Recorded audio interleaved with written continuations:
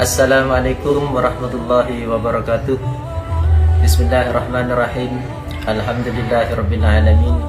Wa bihi nasta'in ala umuri dunya waddin.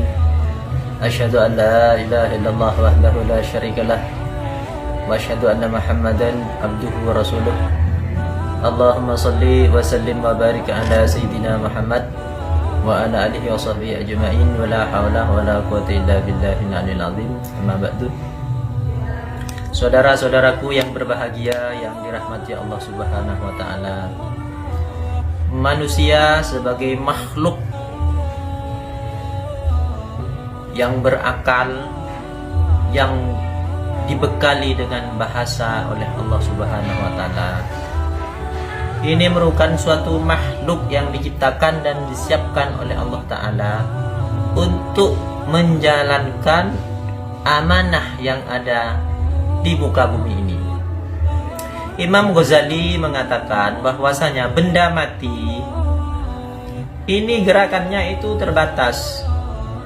Jadi antara benda mati yang tidak bisa bergerak seperti batu, tanah dan lain sebagainya, apabila kita bandingkan dengan makhluk Allah Ta'ala yang lainnya yang bisa bergerak, jelas kalah mereka dari benda-benda makhluk Allah Ta'ala yang bisa bergerak lewat tingkatan yang paling rendah, semacam tumbuh-tumbuhan. Ini memang bisa bergerak, cuman itu tidak ada kejutan. Seperti misalnya pohon pisang, ya dari zaman dulu, dari zamannya sebanyak dalam zaman dahulu kala, yang namanya pohon pisang ini ya sudah tumbuh besar-besar, berbuah, sudah selesai begitu. Ada petani-petani itu yang menanam padi bertahun-tahun, budayanya memang seperti itu. Setelah menanam padi, dirawat, kemudian dipanen, dijadikan gabak menjadi beras, dimakan, kita konsumsi menjadi nasi, sudah begitu, gerakannya terbatas. Ini makhluk-makhluk bergerak ciptaan Allah Ta'ala, tumbuh-tumbuhan yang paling rendah.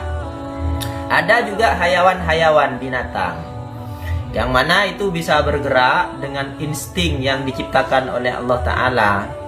Mereka itu bergerak dari satu tempat ke tempat lain sehingga mereka bisa memenuhi kebutuhan mereka. Akan tetapi kekurangannya apa? Mereka tidak bisa berpikir. Binatang ini tidak ada akalnya. Adapun kita manusia ini merupakan makhluk yang paling sempurna diciptakan oleh Allah Ta'ala, dan memang disiapkan dengan bekal yang diberikan oleh Allah Ta'ala berupa akal pikiran, berupa bahasa untuk mengembangkan ilmu yang diberikan oleh Allah Ta'ala dalam rangka mengemban amanah sebagai khalifah di muka bumi. Walaqad karramna bani Adam. Allah Ta'ala telah memuliakan kita semua sebagai makhluk yang namanya manusia. Oleh karena itu, tugas besar dari manusia ini, bagaimana dia menjadikan akal pikirannya itu dengan bahasanya untuk mengemban amanah yang luar biasa, menyampaikan kepada sesama manusianya Al-Quran, hadis, dan lain sebagainya, yang mana ini hanya mampu dilaksanakan, diemban oleh makhluk yang namanya manusia. Kalau kita pikir ada ayat Al-Quran yang berbunyi demikian, A'udzubillahi minasyaitonirrajim, Law anzalna hadzal Qur'an ala jabalin la ara'aitahu khashi'an mutasaddian min khasyatillah.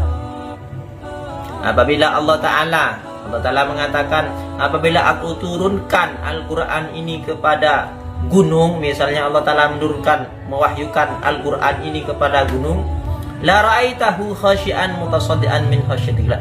Engkau akan melihat Muhammad, engkau akan lihat gunung itu akan tunduk patuh. Karena apa? Karena takut kepada Allah Ta'ala. Nggak mampu dia menerima Al-Quran itu, menerima amanah itu. Oleh karena itu, sebagai makhluk kita manusia, apa maksudnya diciptakan oleh Allah Ta'ala untuk mengemban amanah di muka bumi ini. Itu catatan apa? Manusia sebagai makhluk. Yang kedua, apa? Manusia sebagai hamba Allah. Abdullah, hambanya Allah Ta'ala. Apa maksudnya? Kata-kata hamba sahaya atau bagaimana itu, ini berhubungan dengan pengabdian. Pengertian umum seorang hamba itu adalah dia menghambakan dirinya, mengabdikan dirinya kepada tuannya. Apa? Pertama, tujuannya ada apa? Untuk memenuhi kebutuhan hidupnya.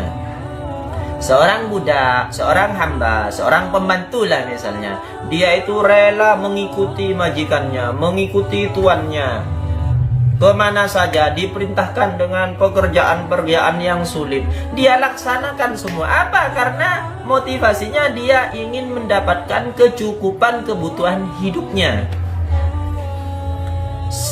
Secara umum kita juga akan begitu di dunia ini sebagai hamba Allah Ta'ala. Apa? Kita bertuhan kepada Allah Ta'ala, karena Allah yang memenuhi kebutuhan kita. Kehidupan kita disuplai 24 jam oleh Allah Ta'ala. Ini makna pertama. Makna kedua apa? Ini seorang hamba ini mengikuti tuannya. Kita mengabdikan diri kepada guru kita misalnya ya, kepada orang tua kita misalnya. Apa? Karena ingin mendapatkan juga popularitas dari status sosial mereka, tuan-tuan kita, yang kita berhamba mengabdi kepada mereka. Seorang hamba, seorang pembantu, seorang murid lah misalnya, seorang santri misalnya, ketika dia menjadi santrinya, muridnya seorang ulama terkenal, niscaya dia ikut merasakan status sosialnya terangkat meskipun ada di paling belakang. Ini yang kedua. Sedangkan yang ketiga ya, ini yang utama apa? Penghambaan kita kepada Allah Ta'ala ini berhubungan dengan keikhlasan, berhubungan dengan kerelaan kita menjadi hamba. Bagaimana kita diperintahkan oleh Allah Ta'ala mampu melaksanakan semua perintah-perintahnya, menjauhi larangan-larangannya. Ini adalah puncak dari pengabdian seorang hamba kepada Allah Ta'ala. Ini merupakan makna manusia sebagai hamba di hadapan Allah Ta'ala. Saya analogikan suatu contoh begini ya. Contohnya kita seorang hamba begini. Anda renungkan ya, bagaimana perbedaan dari dua sisi berbeda dari dua pribadi yang akan saya ceritakan ini. Kita buka lembaran sejarah ya. Suatu ketika terjadi perang Uhud ya, Rasulullah beserta para sahabat itu berperang. Pada kesempatan itu perang Uhud tersebut ada dua karakter yang akan saya sebutkan dari sisi yang sangat berbeda berhubungan dengan penghambaan ini. Yang pertama adalah siapa? Yang pertama itu adalah Wahsy. Anda tahu siapa Wahsy? Seorang budak kan dia, seorang budak hamba sahaya yang mana dia diperintahkan oleh majikannya. Siapa? Yaitu Jubair bin Mut'aim ya. Jubair bin Mut'aim ini merasa dendam sekali kepada Sidina Hamzah bin Abdul Muttalib karena apa? Pamannya yang bernama Tu'aimah bin Adi itu terbunuh oleh Sidina Hamzah ketika perang Badar. Jadi dia merasa ingin untuk balas dendam. Akhirnya dia panggil budaknya Wahsy. Kamu gak usah berperang melawan tentara-tentara sahabat-sahabatnya Muhammad, cukup satu orang saja. Saya tugaskan kamu untuk membunuh Hamzah ini. Kalau kamu berhasil, maka kamu akan saya merdekakan. Sehingga dengan semangat luar biasa, hamba sahaya yang namanya Wahsy ini, dengan penghambaannya, pengabdiannya kepada tuannya, majikannya, untuk apa? Untuk kepentingan pribadinya apa? Ingin bebas. Maka dengan semangat yang luar biasa dia datang ke medan perang Uhud tersebut. Tidak ada tujuan lain, hanya satu. Siapa? Sidina Hamzah bin Abdul Muttalib. Sehingga setelah dia berhasil membunuhnya dan Sidina Hamzah terbunuh dalam peristiwa tersebut, senang luar biasa. Karena apa? Akan mendapatkan kebebasan, akan mendapatkan hadiah. Ini yang pertama. Akan tetapi bagaimana? Seistimewa bagaimanapun penghambaan ini hanya masalah duniawi saja. Karena dia itu hanya bebas dari perbudakan tersebut, hanya sebatas di dunia saja. Sedangkan yang kedua, siapa ini? Sayyidina Hamzah bin Abdul Muthalib. Motivasinya dia berangkat ke medan perang Uhud tersebut, mempertaruhkan nyawanya dengan darah dan lain sebagainya. Apa motivasinya? Satu, apa? Pengorbanan, keikhlasan, menghambakan diri kepada Allah Ta'ala. Sehingga bagaimana? Beliau itu terbunuh.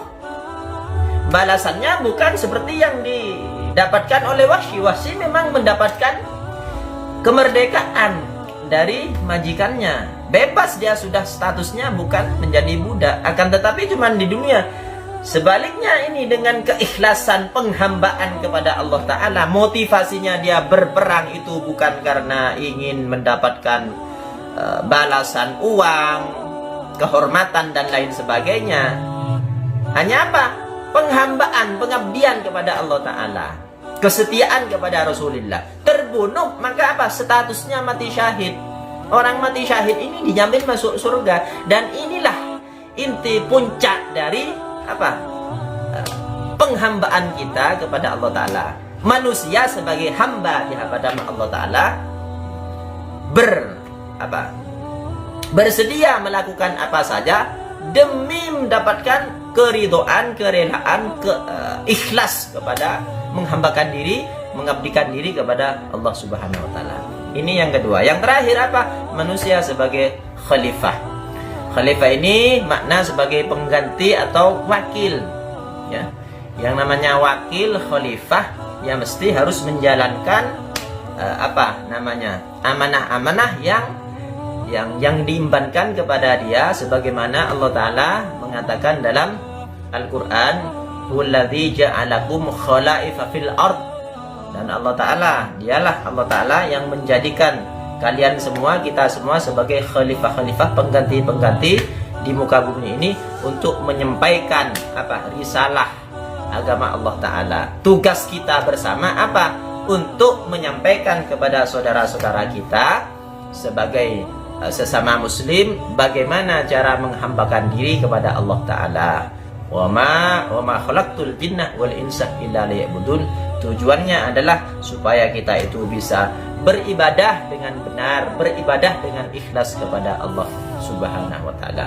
Demikian yang bisa kami sampaikan. Mudah-mudahan Allah Ta'ala memberikan kepada kita maghfirah rahmatnya, menyelamatkan kita di dunia terutama di akhirat. Amin amin Allahumma amin.